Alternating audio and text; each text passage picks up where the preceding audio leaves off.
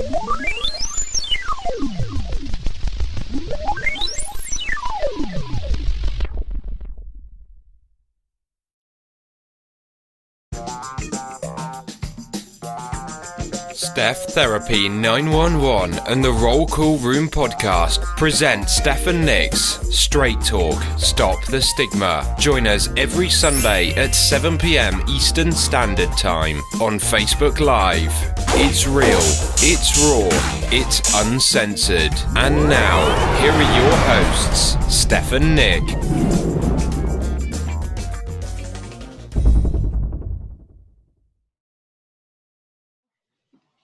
Welcome, everybody, to Straight Talk, Stop the Stigma with Steph and Nick.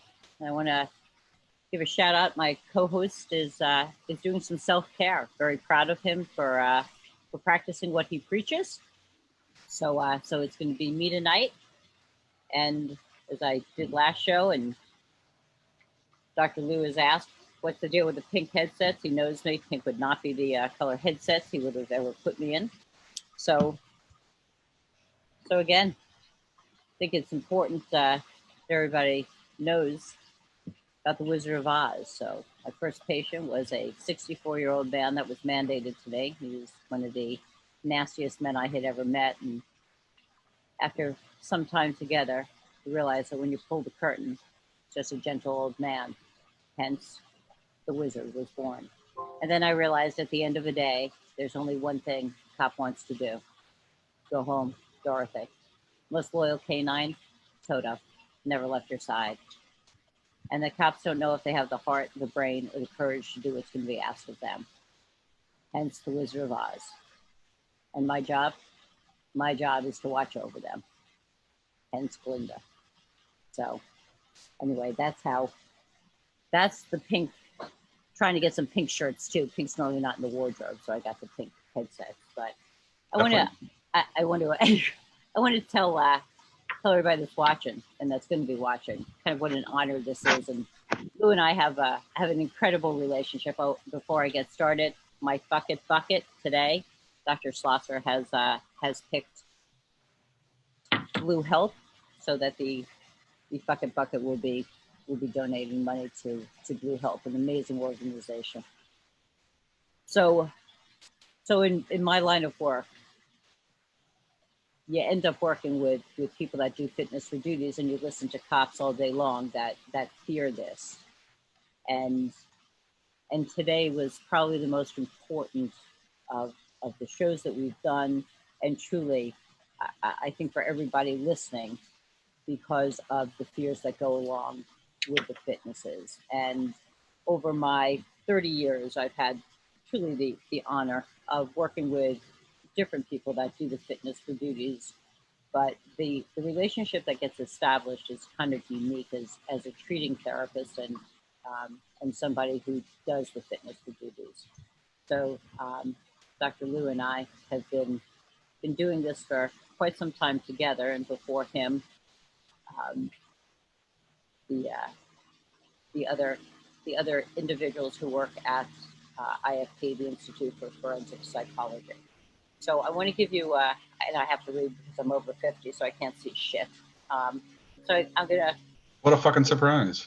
Oh, great. So I said I'd cover his bucket, so I have no doubt he's going to try and fucking bankrupt me. By the way. And somebody better be counting our fucks. Yeah. If someone counts, we'll match it, and my company will donate the same to Blue Health. That's beautiful. Thank you. Yeah. So, although he teases me how I say his name, but I am convinced it is Dr. Louis Schlosser, is a managing partner at the Institute of Forensic Psychology, which those in New Jersey know as IFP, or that place up in Oakland, which is a police and public safety focused specialty practice. Dr. Schlosser is a licensed psychologist in New York and New Jersey. He is board certified in police and public safety psychology and counseling psychology by the American Board of Professional Psychology. He is a former tenured associate professor at Seton Hall University and former in-house director of psychological services for the New York City Corrections Department. Dr. Schlosser has conducted over 10,000 law enforcement psychological evaluations, including pre-employment, promotional, and fitness for duty evaluations. He provides training to police personnel on a variety of topics related to officer mental health, with special expertise in officer wellness and fitness for duty. Dr. Schlosser is a member of the International Association of Chiefs of Police, Police Psychological Services section. He currently serves on the executive board of the Police Psychological Services section as the vice chair. Dr. Schlosser is also an affiliate member of the New Jersey State Association of Chiefs of Police and the Bergen County Police Chiefs Association. He is a fellow of the American Psychological Association.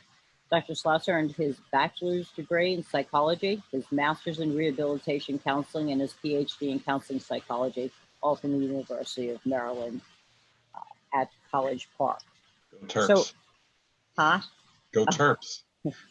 So although that sounds quite incredible, I think really what makes him incredible is what kind of human being he is. And I've had many people that have seen him, and the fear is incredible.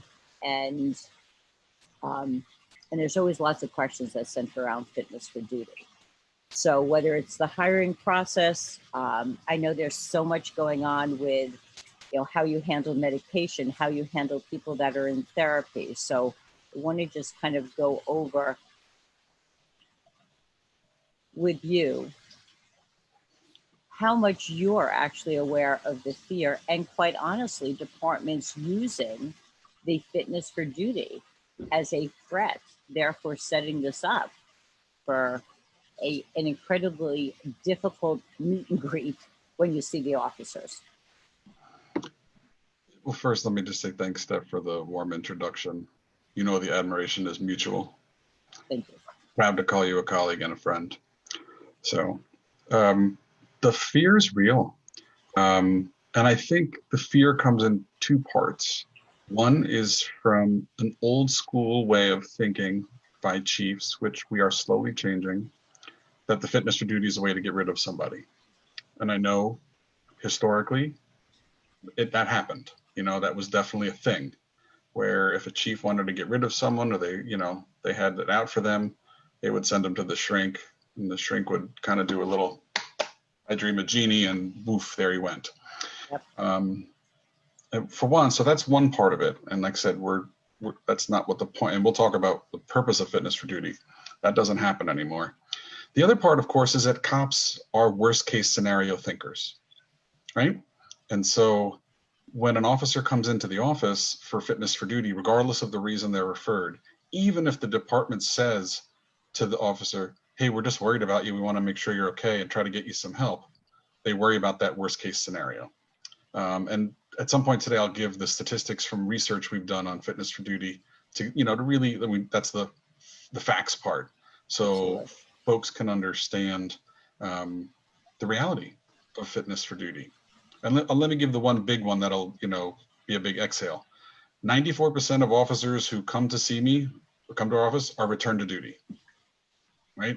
Either immediately or eventually. And I know that for some people, that's not the number they would expect.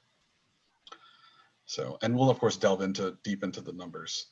But when I'm with an officer and I sense that that fear, that uneasiness, I mean, for one, I definitely try to disarm it at the beginning. But if I sense it's not dissipated, I'll actually go over the statistics with the officers. I'll talk with them like very in the moment about, I know that you may be concerned about this and what's going to happen, and concerned about your job, and then give them the statistics and say, hey, here's what the data say about fitness for duty, and here's the purpose of the fitness for duty. The purpose of the fitness for duty is for the department to make sure that you're okay. And if you are okay, great, go back to work. And if you're not okay, let's fix you, right? It is a very rare instance and really undesirable, and nobody wants it, which does happen once in a very blue moon, where we say that an officer is not fit and unlikely to be restored to fitness. But again, that's that worst case scenario. And that's a lot of times, because officers think about the worst case scenario, they think that they're in that bucket, right? When they walk in the door, oh, he's going to find me unfit and unfixable, and I'm going to be unemployed. And then what? So I think the fear comes from the history of actual things that did definitely happen before I arrived, by the way. Nothing I've ever done. And the fact that officers are worst case scenario thinkers. I will tell you, I have had cases since I've been at IFP, which I will not name names, obviously, where a chief has approached me about an officer that they deem to be a problem, and I'll evaluate the officer, and the end conclusion I'll arrive at is that the chief does not like the officer probably does not like the chief, but there's nothing wrong with the officer. And I usually never hear from the chief again, but that's okay. There's lots of chiefs, there's lots of departments, and my integrity is not for sale, right? So one of the things that we really strive to do is to give officers absolutely a fair shake. If you're okay, I'm going to say you're okay. And at the same time, if you're not okay, I'm going to either talk you into getting help or twist your arm into getting help, right? I'm not doing an officer a service by putting them back to work when they're in need of assistance, when they're really in need of help. I'm not doing my job then, right? So my job is to really call it like I see it. But the purpose of the fitness for duty is really to make sure officers are okay. So I know that I've had many different experiences. One of them, as soon as the chief found out they're in counseling, they're getting help, it was an immediate fitness for duty. They were immediately degunned and were put on administrative leave until they could go up and get that fitness. And I remember that officer saying, I knew this was going to happen. I knew this was going to cost me my career. And, I remember saying to him, absolutely not. Absolutely not. But him having to live with that for what would be 3-4 days of trying to figure out how he was going to take care of his family was just incredible. And I will tell you the nicest part, because you don't pull any punches, is by the time he left there, you had already called his chief to tell him that he was fit. But how do you deal with departments when the fear is the counseling, when that actually should be the least of their fear? And I know for you, I know that one of the things that you have valued the most is having an officer, even a recruit that's going to go through, that you're doing the initial, that if they tell you that they're in therapy, that you still rather have somebody who is doing and practicing good self-care from the beginning than keeping that stigma. Yet, how the hell do we get the word out that is the case? Because, I know National FLP fights it. I know Blue Help's fighting it. Cops, everybody, every organization out there is screaming, looking at the suicide rates and looking at all the stressors. Let's just get them help. And the guys, men, women, are just like, if I do that, it's going to cost me everything. And I think, there's a couple of things in what you said, Steph. One is, of course, the act now, this shouldn't happen anymore. The act of like a chief finding out, oh, Officer Samuels is in therapy, right, that doesn't rise to the level of ordering a fitness for duty, right? Correct. So, right. Correct. So for people who are listening and interested, like when people wonder, so what's the level, right? What's the threshold? Threshold is driven by law, right? You're not allowed to order an employee for an intrusive medical examination without meeting a couple of criteria. One is you have to have some objective evidence that the employee may not be able to safely and effectively perform their duties. And two, you must have a reasonable belief that there's a psychological condition or impairment underlying, right? That's the criteria. The other one, of course, is if there's a danger to self or others, but that, like a direct threat. But that's easy because nobody's disputing that, right? And so the most sort of dumbed down version of that would be the officer who takes their badge and gun puts it on their chief's desk and says, I can't do this job right now, I'm stressed out. Okay, they've met both criteria. I know it's an oversimplification, right? I can't do the job and I'm stressed out, right? So you've met the criteria for ordering an officer for a fitness for duty. But just because you met the criteria doesn't always mean you even have to do it. So a lot of times when we have officers who are in need of help, sometimes the department will call and the first thing I'll say is, well, why don't you try EAP, or why don't you try, and I know EAP can suck, so why don't you try connecting them with a police therapist like you, or other, other people, right. other people who we know who are experienced treating first responders. And so right. The culturally competent therapist, and that's what we addressed last week, is right. Being able to get a list. And I know that you provide a list in our state, and that needs to be done in all 50 states. Right. So absolutely. Right. Because the last thing we need, as you know, because therapists in general are a bit liberal douchey, and so the last thing we need is for an officer to find themselves, in an office of someone who's got some underlying real negative attitudes toward law enforcement and potentially impacting their work with that officer. That's the last thing we want. So if an officer finally can get past the stigma and say, I need help, we want to be like, all right, here you go. Here's someone who can help you. Here's someone who knows exactly how to help you, with what's going on. So one of the things that came up, and this goes into the federal arena, because federal is different than municipal, is that, I met a lovely family, unfortunately under horrendous circumstances, after their son and husband had died by suicide. And the whole issue was that he really he would pay out of pocket out of this fear of the department finding out and that there would be retaliatory action.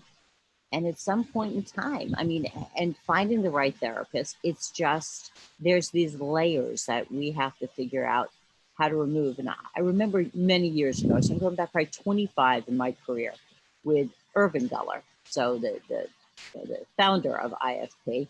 Mm-hmm. And I remember saying to him after one of my guys, who was a dick, by the way, when he went up there, which was pretty entertaining, like he brought somebody with him. He would not, he was not going to meet him alone. He knew he was going to jam him up. Anyway, it was an epic shit show. And when he went back, I said, you've now done it my way. You fucked that thing up just royally. So, and by the way, it wasn't that he wasn't found fit. They just wouldn't see him, and it was just a disaster. So when he went back up, and I said, just tell him what happened. You're not fucking crazy. Like, what you went through was a legitimate issue with a stressor that anybody would have issues with. So I remember for like at least the first 5 years of my career, just feeling like you guys were the enemy. I needed to figure out how to tell my guys to like talk, fuck you, do whatever they had to so that they could be fit. Even though, because I knew they were fit. So the question was, would you know they were fit? Because I would never send somebody for a fitness and want them to be fit that wasn't. So I remember when Dr. Guller called me and we were going over the case, and he said that, he was fit and blah, blah, blah. And I said you know what? You're really reasonable for somebody that's on the opposite side. And I will tell you, 25 years later, I have never forgotten his response. And he said, Stephanie, he said, we have never been on opposite sides. He said, you are an advocate for your patients, and I have all the respect in the world. He said, what you want for them is to make sure that they are healthy. He said, I'm doing the same thing up here. He said, we are on the same side. And from that day, it completely kind of reduced my stigma of sending the guys. It helped me be able to say to them, listen, here's what it is. If I'm seeing this in my practice, unless you're bullshitting me something fierce, there's no reason why they're going to see something else. And that goes, by the way, both ways, whether they are fit or whether they are not fit, because I have people that when they go to see you truly aren't fit, and they're afraid that their bosses are using it to now get them back to work before they're ready. So it's been really interesting to understand the importance of this. And I know you and I have spoken so often about medication and the importance of being able to have officers that need medication on medication, and kind of the lay of the land with that as well, because that's the other fear. If anybody finds out I'm taking an antidepressant, my entire career is over. So let's dispel that rumor right now. And go ahead. I don't have the statistics, but let me just tell you, listeners, we got plenty of first responders running around the state of New Jersey on a low dose of Lexapro or a low dose of Wellbutrin or a low dose of some SSRI antidepressant. And I'd rather you take one of those every morning than 2 or 3 shots of whiskey every night, right? And the important thing to understand is what we look at and what a physician would look at if your department has a med use policy where you have to report that you're on something, is the American College of, and it's either environmental and occupational medicine or occupational and environmental medicine. I don't remember what order of the letters, but they have published guidance on medications for law enforcement. And this guidance is basically helps us understand what medications officers can be on that will not impact their safety, like out in the field. And so the SSRI antidepressants are all safe and approved for on-duty use.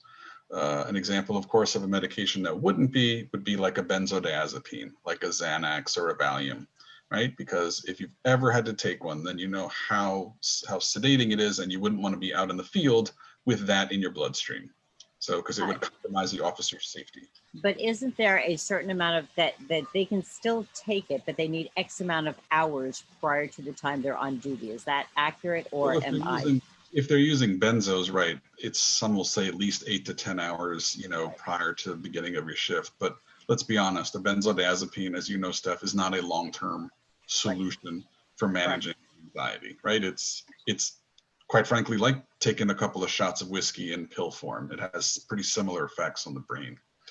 And so, usually sometimes officers get placed on medication, and the officers really need to be good advocates for themselves, because you wish and think that your own doctor would know not to prescribe you something that is going to compromise your safety.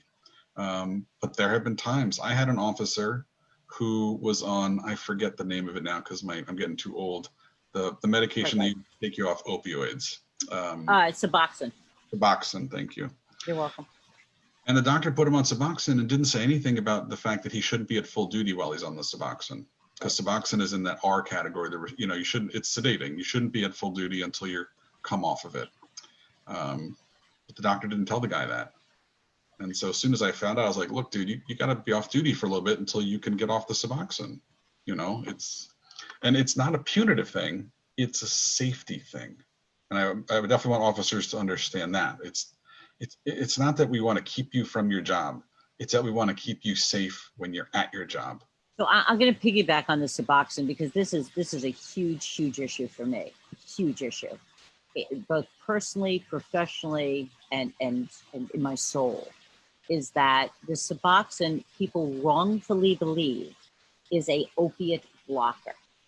Suboxone is not only addictive itself, but is only a 50% opiate blocker. So therefore, you can still get opiates in you. So I believe, and I'm going to ask you for the accuracy, but I'm pretty sure of this. So when officers want to get off of the Suboxone and they're concerned about substance use, there's naltrexone. So naltrexone is a 100% opiate blocker, and you are fit for duty. You can take naltrexone for the rest of your life.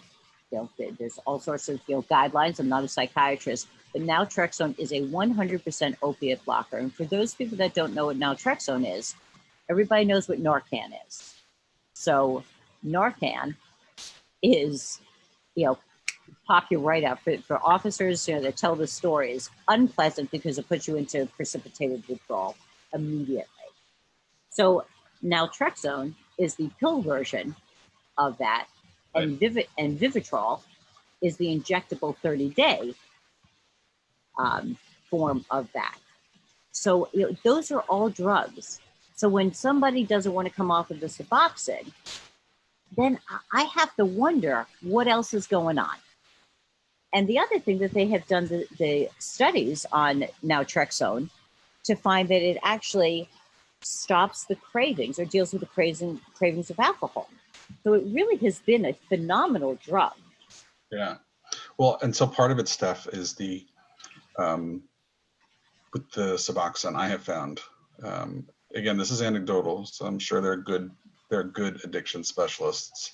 But there are some addiction specialists who will tell you that, oh, it's going to take months for this patient to come off Suboxone. And part of that becomes because these people are paying out of pocket super exorbitant rates to the doctor, to keep coming and getting the Suboxone prescription. Because let me tell you, when I told the officer, like, hey, the Suboxone is going to keep you from full duty, he went to a facility, he was off it in 10 days. Yep. It's been my experience as well. Yes. So it can be medically managed. It's not a 6-month or a lifetime sort of thing. I definitely think that, and again, this comes back to like, you need to be a strong advocate for yourself. And listen, cops in general don't like to take pills, like as a stereotype. So they'll take everything else, by the way. I mean, they don't give a shit about, that's what I always love. I listen to the guys, I'm like, are you fucking kidding me? Like, but I think that, if there's a medication out there that could help them, I think it's important that they just become really educated about it.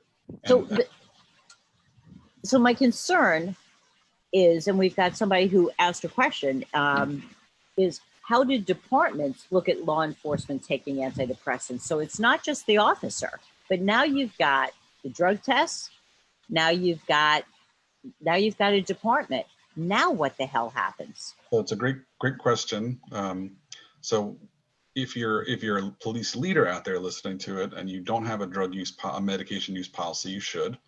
One of the best in the business is from Ray Hayduka, who's the chief in South Brunswick Township in New Jersey.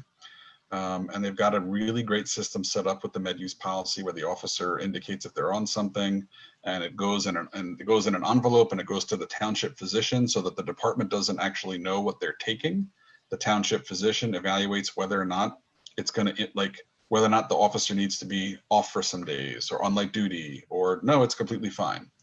So if the officer puts it there on something and it has not going to impact anything, the department won't even know because they just put it on the form and it gets sealed up and it goes to the township physician. So there are ways to, really do it right and protect the privacy of the officer, because the department has a kind of an obligation to, if an officer is taking something that has what we psychotropic effects, meaning a medication that impacts mood or something, the department really does need to know. So there's a way to do it without compromising the officer's privacy, right? And having everybody know that they're on medication or something. Right. So, and I've got, typically when I deal with a police chief about a fitness for duty, if I have an officer who's gone on a medication and the chief will ask, oh, the so-and-so is taking such and such. And I'll say, that's no big deal. And they're like, really? And I go, yeah. So they're, but then they're content. Again, it has to be something that's well managed, though. It has to be really managed effectively by the department to protects the department, but also protects the officer's privacy. What the department needs to do is do it in the least intrusive way possible, right? Into the officer's life. So thoughts on giving an officer medication without psychotherapy? Stupid. Oh, wait, fucking stupid. Of course. Of course. Right? But Steph, you and I, so here's the thing. Absolutely. Steffi's an LCSW and I have a PhD, and we both have hammers that say therapy, and everything looks like a nail to us. And if you're a psychiatrist, you've got the pills, and the pills are your hammer, and everything looks like a nail to you. So, but of course, the pill, as will tell you, if something's up with you, what the pill does is it helps manage some of your symptoms of if you're depressed or if you're anxious or if you're dealing with post-traumatic stress. It doesn't make it go away. It doesn't process the trauma that you've experienced. It doesn't help you come to a better understanding about the shit that you're dealing with in your life. Therapy does. And quite frankly, I would, and I usually do, if I have an officer who comes in and need help, the first thing I'll say is, how do you feel about talking to a therapist? That's the first question. What's their response? What's their typical response? It really depends on the officer and depends on why they're there. I also think, not to be arrogant, but I've also been doing this a long time. So by the time I get them to that question, I think they're pretty open to the idea. Because if I do my job well in the fitness for duty, what I have done is I've held up a mirror to the officer and I've showed them exactly who they are. It may not be, not say unkind, but it's truthful, right? I'll cut through the bullshit. I'll tell them exactly what I think is going on and what they need to do to kind of right the ship. And so by the time, you're done, close to the end of the evaluation, and I say, how do you feel about talking to someone? I think they think like, well, maybe I should. Some of them are still closed off to it, but I think a good number are pretty open to the idea. I think that's again, thankfully, a slowly changing shift in our kind of first responder culture, which is a good thing. I think in part you have the resiliency officers that we have now in New Jersey. We've had some departments. We do it for a couple, and I know that Jen Kelly, who's a colleague of mine in South Jersey, does it for a couple departments where we do the mandatory wellness checks now, where what a department will do is they'll send every single person in the department to say hello to a psychologist once a year. And all the department gets back is a letter that says, Officer Samuels came to her appointment. And what it does is it gives the officer an entree into therapy if they want, without somebody knowing, right? That's part of it. It's, again, another tactic for trying to break down the stigma. So having mentioned what you just did, so what is your view on those that do fitness for duties also seeing patients? Well, so all I do is assessment. So that's my own bias, right? And that's where I come from. I do the fitness for duties. I do pre-employment with the new hires. Mm-hmm. I'll do debriefings after bad things happen with officers. Mm-hmm. And I'll do a lot of trainings and consultations with police leaders. I don't do therapy. Why not? Why? Probably terrible at it. Okay. But besides that, I will give you that. But I think it takes a certain person. I think it takes a certain person to be a really gifted therapist. And I think, quite frankly, to be a gifted therapist, you can't be a gifted evaluator. I think they really pull very different things. I think there is a huge conflict of interest. I know when I vet therapists that for national, for Copline, that the one question that is always asked is, do you participate in fitness for duties? Because how the fuck are you supposed to open up and relax knowing that this person is also potentially going to? Right. And so you can't. So, Steph, at least for psychologists, I'm sure social work is similar. The ethical code of conduct really prohibits dual relationships. And I'll give you a great example of doing it right. So Jen works for Evesham PD down in South Jersey. Jen does their pre-employment. She also does a wellness program. And so, of course, what that means, because she performs a counseling-ish function for their officers, she told the chief, I really shouldn't see your officers in fitness for duty. And so if they have an officer in need of a fitness for duty, they come to see me. So and that's the way to do it right, because once she engages in that wellness visit, because that could go into a couple of sessions that are like therapy, right? As a therapist, don't take this the wrong way, honey, you lose that objectivity, right? You're an advocate. You want the best for your patient. Correct. And as the evaluator, your job is to say, okay, I have a responsibility to do what's right for the officer, but also for the department. And I have to think about the community being served. Like, it's not just the officer's welfare, right? I have to think about multiple things. But yeah, so I do fitness. If you treat someone, you shouldn't evaluate them. Absolutely. You could evaluate them when they first get hired and then maybe later see them in therapy. But once you see them in therapy, the fitness for duty is off the table. I think those lines, I think there's enough to stay in your own lane. And that has been a huge, huge conflict. And I have watched my guys suffer horribly at the hands of that dual relationship. Just totally inappropriate. But, yeah, people really need to understand that if they're in a treatment relationship with someone, that person can't do the evaluation. And I certainly hope that the departments would know that. But if they didn't, listen, one of the things that I do, you had talked, because you had said something earlier in our conversation about, how do we get departments to know about fitness for duty? Well, I do trainings around the state on fitness for duty, on when do you order one, when do you not, and what you can expect. And this issue of, you really shouldn't have someone who's a treater do the evaluation, is also something that I cover, So I think, the education's there. I'm actually working right now on a training. I was just asked to help out with a statewide training on fitness for duty. That's part of the IA internal affairs function. And that's going to be, I think, rolled out in late August or September. So I think there's and one of the first slides made me super happy because they put it together and then asked me to help out. One of the first slides said, fitness for duties are not to take jobs. Fitness for duties are to save lives. And I was like, all right, good. So they're thinking the right way. They're seeing this the way it should be seen, which is it's a mechanism for helping officers. I know one of the things that's come up in my practice quite a bit. Matter of fact, I gave Matt a run for his money because I said to him, "Can you tell me where Marinol fits in? Whether somebody's fit taking Marinol?" And he calls me back like a day later. He's like, "Are you fucking kidding me? It's pot." And I was like, "Yeah, no, I knew that."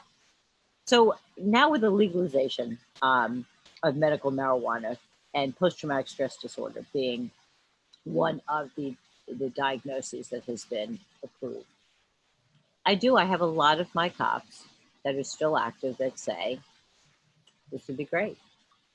However, it is my understanding that it still remains on a list that it would be a desk job. It would require light duty, which means if the officer can't perform his duties within inside of a year, they can actually then involuntarily remove him. So what's your whole take on this whole marijuana thing going on? I don't know off the top of my head, Steph, the ACOM position on Marinol, right? Because I'm not a physician, so I just know how to read. So I don't know which category they've placed it in. So my opinion is really, if they said, for example, it's approved for on-duty use, who might argue? But I don't know what about if an officer has a medical marijuana card? Right. I would basically. So now what happens? So for me, I would want the physician to be putting something in writing that says this officer's use will not impair, will not at all impair their ability to perform the essential functions of their job, and put their fucking license on the line and put their, because I don't know. I'm going to be on, right? I'm not a physician, and I'm also not a drug expert to know if you take this, will you be safe doing your job? Because that's ultimately my concern, right? If I don't put you on the road because of some medication, it's because that ACOM guidance had said, you need to either have a temporary restriction or you need to be on the desk while you're on it. It's not independent judgment of mine, because that's outside of my wheelhouse as a psychologist. So what happens? Because I've had several of my guys that I know commanding officers have called and basically said they don't want this person. Like, they absolutely do not want them. I mean, I know that we had one captain that delivered a box of shit to your office that was just incredible. What's the pressure that's on you at that point? I don't really feel the pressure, because I know that they might want to bring pressure to bear to be like, look at this voluminous evidence we have, because the department has been dealing with this person for many, many years, and the department may not like this person, and this person may not like their department, right? It may be, in a perfect world, we would figure out a way to have a professional divorce and get this officer to a different department, but that unfortunately we can't do that. And I'm of the mindset, and I have been for many years, that my job is to do it right, and my job is to call it right. And if I think the guy's fit, I'm going to say they're fit, and this is the evidence why. And I think they're not fit, I'm going to say they're not fit, and this is the evidence why, and here's what we're going to try to do to fix them. And if the department doesn't want to work with me, I'm okay. I just, at the end of the day, nobody is worth my license or my ability to make a living, again, or my integrity, right? And I think as an evaluator, you're only as good as your integrity and your credibility. And I always say I'm changing officers' opinions about fitness for duty one person at a time. When they usually say something like, Agreed. "Doc, that wasn't as," they go at the end, "That wasn't as bad as I thought it was going to be." I'm like, "What did you think it was going to be?" You know? But that's part of all of that. Right. And a lot of times you see these guys multiple times. You know, that's, and I kind of want you to go over that you know, that fit for duty, the fit with health, the, you know, that really that 94% is that 6% that they're worried about, you know, not fit, not fixable. Yeah, let's talk about that data. I wonder, do you think, no, I don't think, do you think this thing will let me share the screen? I actually have slides. Do you think it's that? I don't know, we have too many, maybe we have too many fucking things between Facebook Live and Zoom. I have no idea. You can give it a whirl. Nah, I don't think I'll mess with it, but just hold shit up, Lou. all on the same computer, but I'll have it. It's okay. I have it in my brain anyway. So, or actually, maybe I can pull it up pretty easy on my iPad here. One of the things is going over. Yeah, here we go. I do have the stats, so I want to give really precise statistics. Yeah, I appreciate that. You know, that's one of the things when I decided to do this that was really important to me was that we had a podcast out there that truly just gave facts. Everybody's got opinions, everybody has comments, but to really have guests on, to have people and to be able to have a positive program that gives facts and a point of contact to actually get the real information, not just continue to spread bullshit. Right. So I'm looking at, so the research that we did, it's between, by the way, anybody who's interested, the article that describes this research is available on my website for my company, which is www.ifp-testing.com. But if you just Google IFP testing or Google my name, boom, it'll come up. Every article related to police and public safety I've written, there's a link to it there, including the particular article on fitness for duty that we wrote in I think 2016. So we looked at, it has almost 500 people in the sample. It's between 2011 and 2014. We're going to do an update of it pretty soon because it's getting a little dated now. 90% male. Average length of service was about 15 years in the police and public safety field. The average age of the subject was 40. The ethnic breakdown was predominantly white, about 60% white, 10% African American, 15% Latino, less than 1% Asian, and then about 15% didn't tell us. Again, and so in this study, we looked at only armed law enforcement, so police officer, sheriff's officer, prosecutor, investigator, state troopers, you know. Because we also in our office work with firefighters and dispatchers and other first responders, but we excluded them for this analysis. And so the outcome is of this study, we had 57% were fit for duty, which is almost 60% go back to work, right? And then another 5% or 5.5% was fit for duty with some light recommendation, meaning either some, hey, you're in therapy with Stephanie, I want you to keep seeing Stephanie for a few months, or you're on a medication, I want you to see your prescriber however often the prescriber wants to see you, right? So you have about 62 or almost 63% of people that were saying, look, you're fit, go back to work. Then you have another almost 13% where we say, well, you're not fit for full duty, but you could do light duty or modified duty, and which is, if the department has that available, we always try to do that wherever it's possible. As you know, Freud, even though he did a lot of coke, said man's job is to love and to work, right?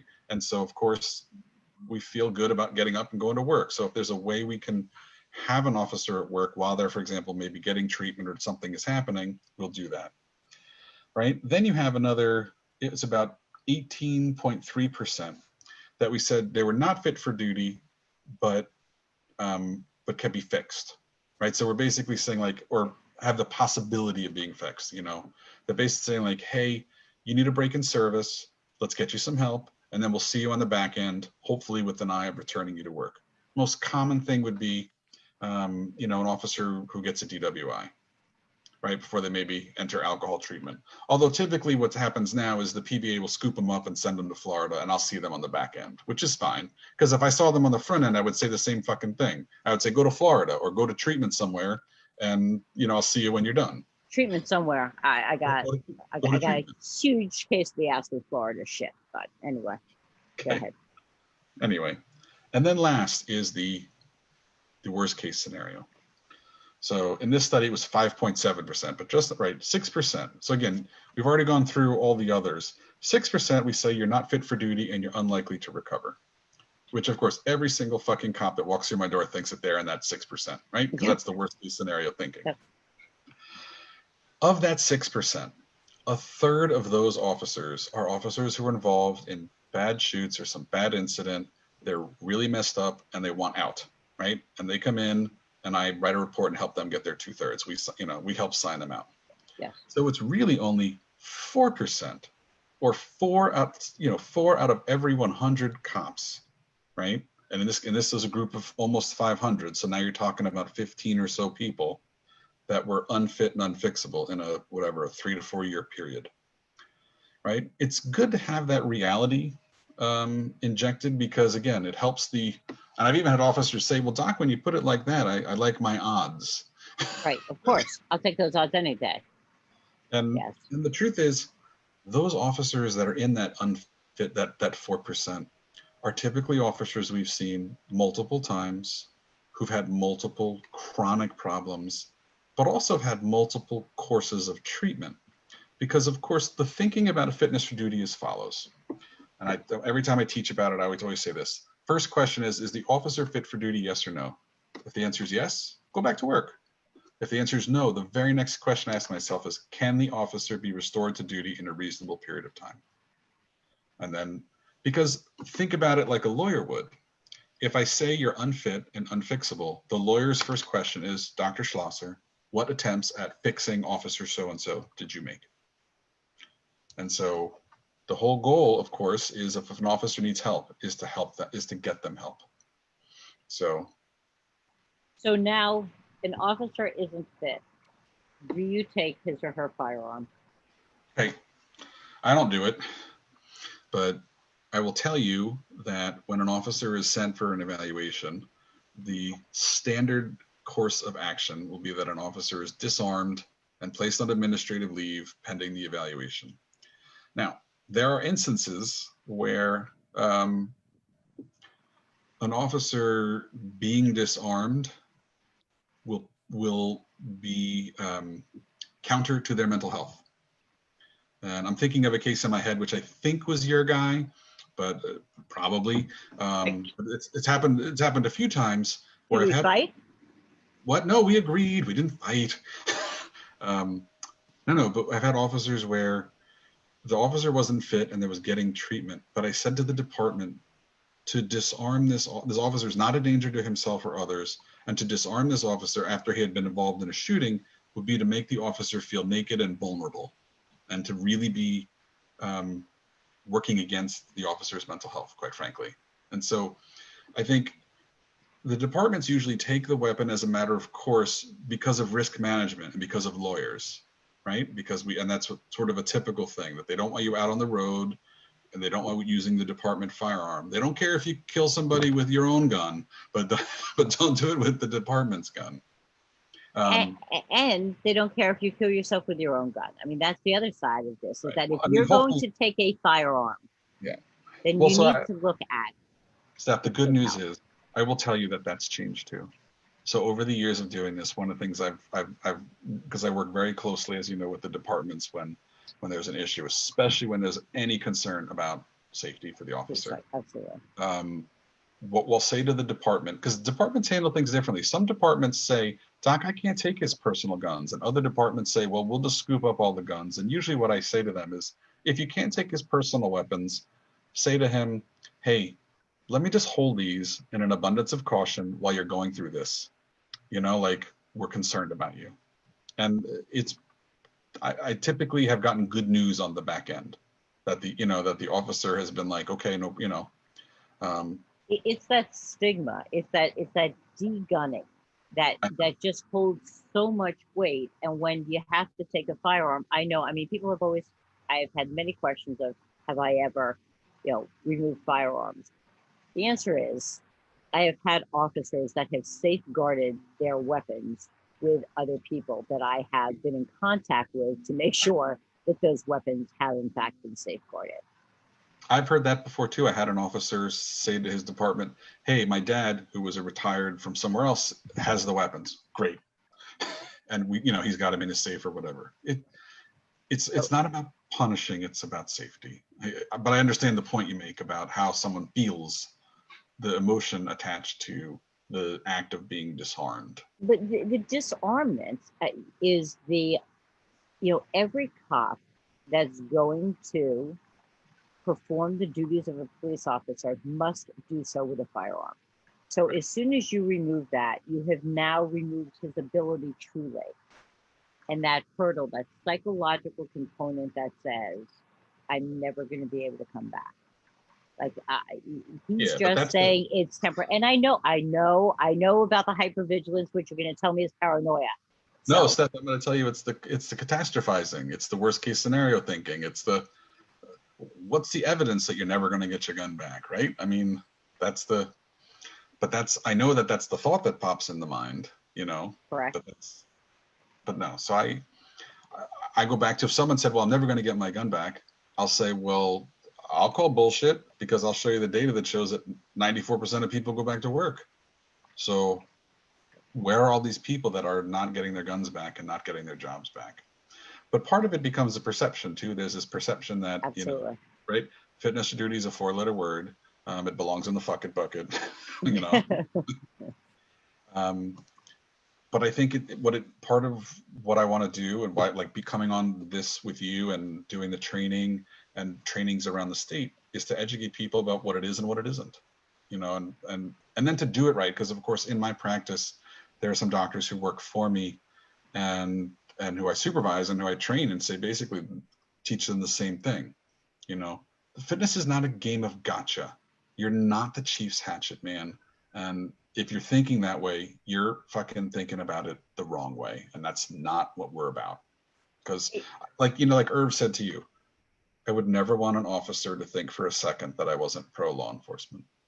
Like that would, to me, that would break my little heart if they thought I was somehow not on the same side as you. I absolutely. And when we talk about the cultural competency of therapists, I also am incredibly fucking frustrated with psychiatrists.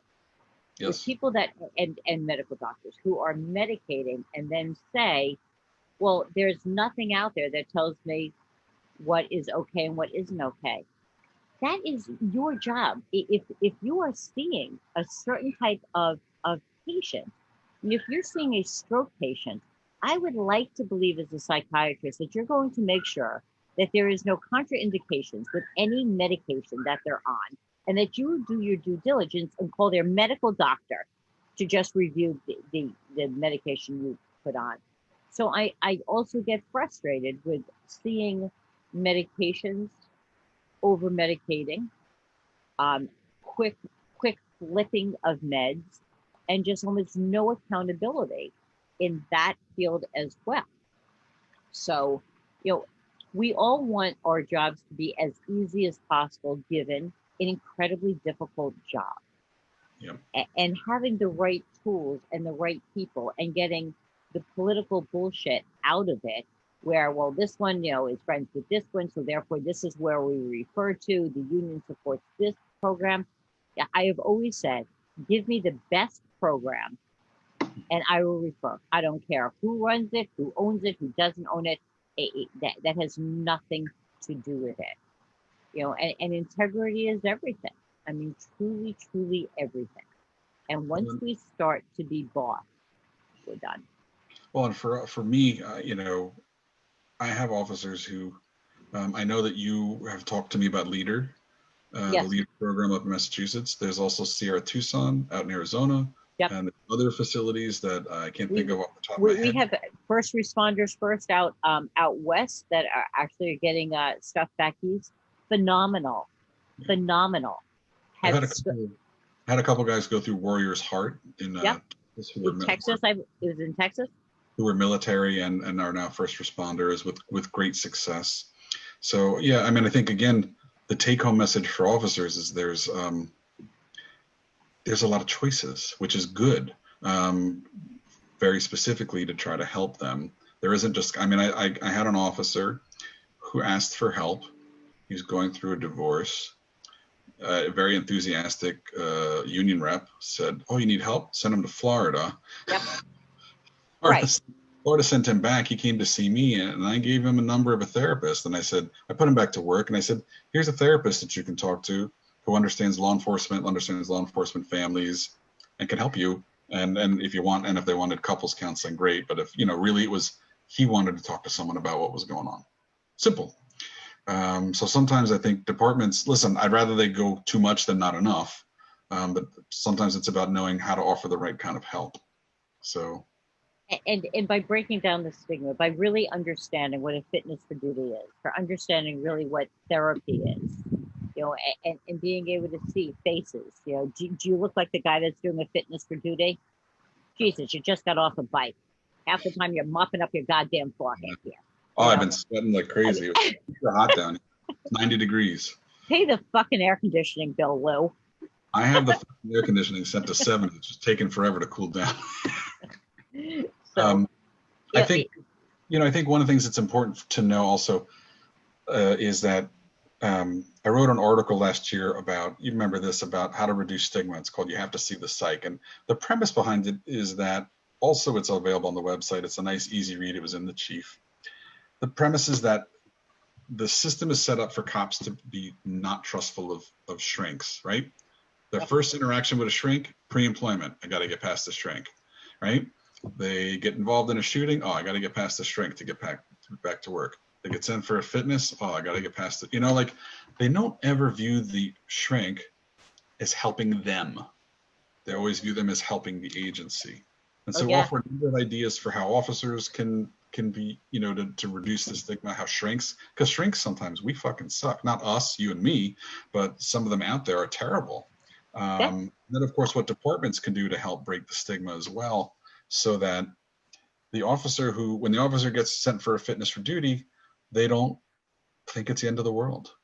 They think, okay, I'm going to go and I'm going to talk to this doctor, and he's either going to put me back to work or he's going to try to help me get me some help, because that's really what happens.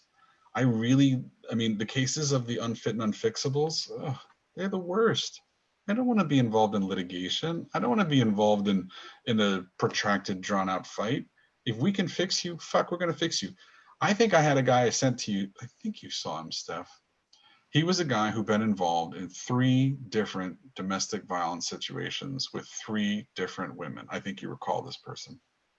And by the 3rd time I saw him, I said, look, fella, I know that you think you've done nothing wrong, but you need to figure the fuck out why it is you're pissing these women off enough that they're getting either restraining orders or filing charges against you.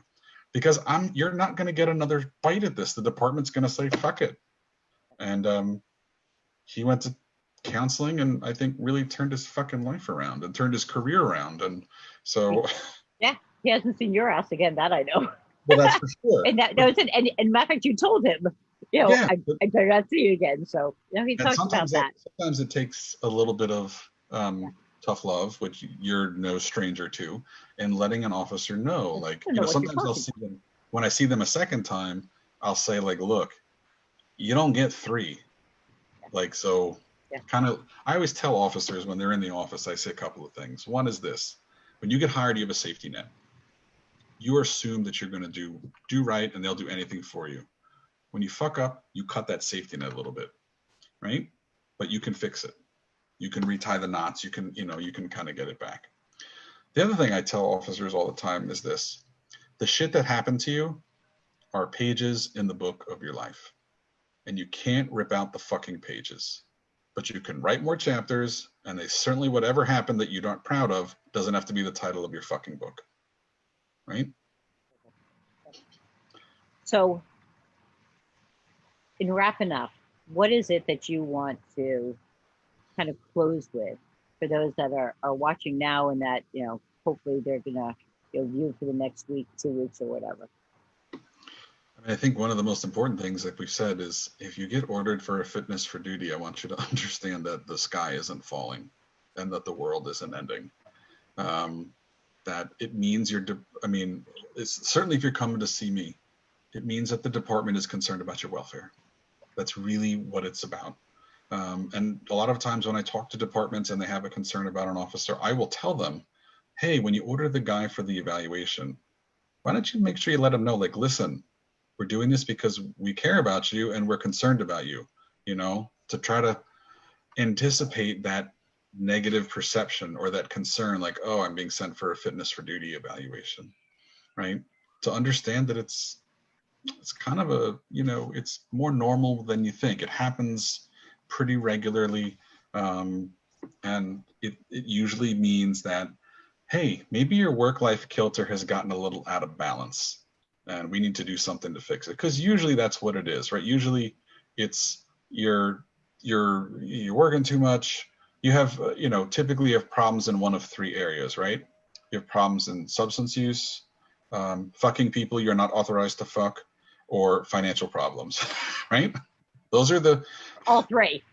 Sometimes we got the trifecta. And you get the trifecta, but those are the most common things that often lie that that an officer's life is circling the bowl a bit, and let's pull him or her the fuck out. Let's plug the bowl.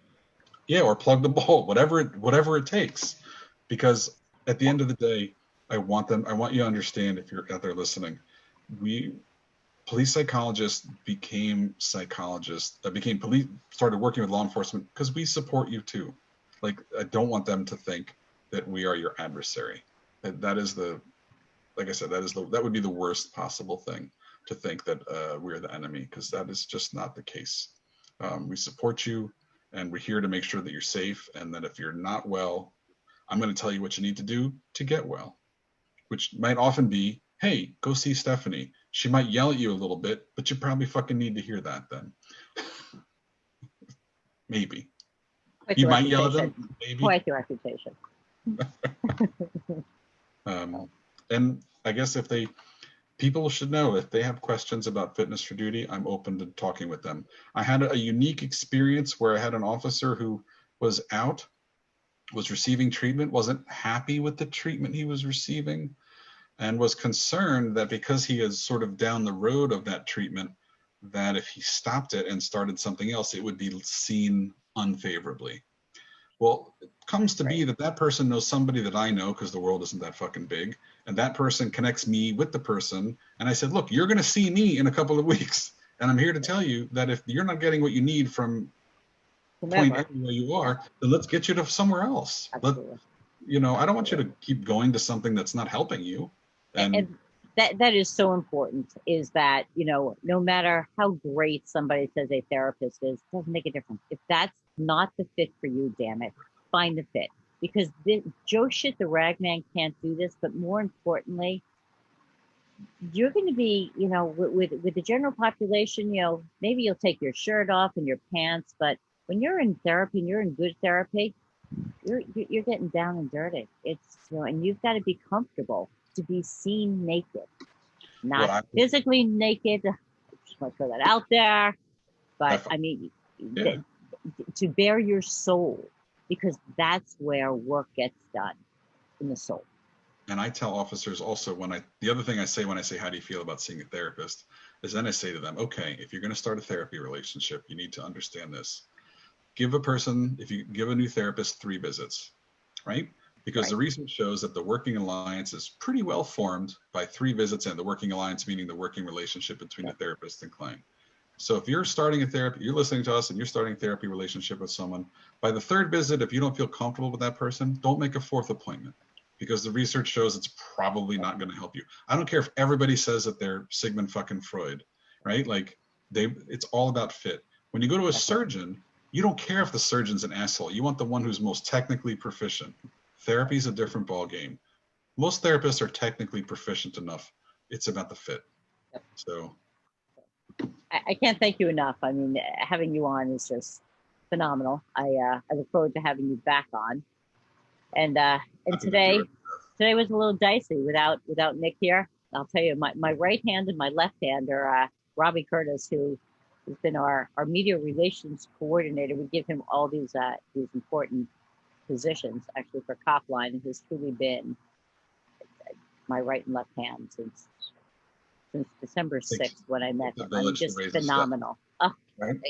Only, and his sister somehow or another got roped into this. So Randy's also been part of making this happen today. And next week we're going to talk about leaders. We've got two people coming on the show. We've got retired Chief Norma Hardy from the Port Authority Police Department, and we've got active Chief John McCabe from the Monmouth County Prosecutor's Office. So looking forward to being able to talk about leadership, particularly during probably the most stressful time our officers have seen in their entire careers. So there certainly are better ways of doing leading departments, and so we're again hoping to just get something positive. So thank you for always being part of the solution and not the problem. Same with you, hon. Thanks for the work that you do with our officers to keep these people healthy. Truly my honor. All right. Take care. All right, everybody. We'll see you again next week. Straight Talk.